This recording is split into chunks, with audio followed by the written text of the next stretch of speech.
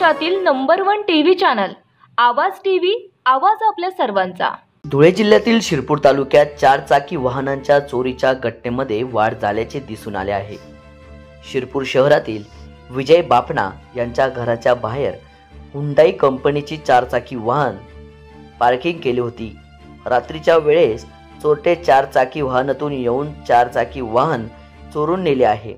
हा सर्व प्रकार सीसीटीव्ही कॅमेऱ्यात कैद झाला आहे। वाढत्या चोरीमुळे सर्वसामान्य नागरिकांमध्ये भीतीचे वातावरण निर्माण झाले आहे।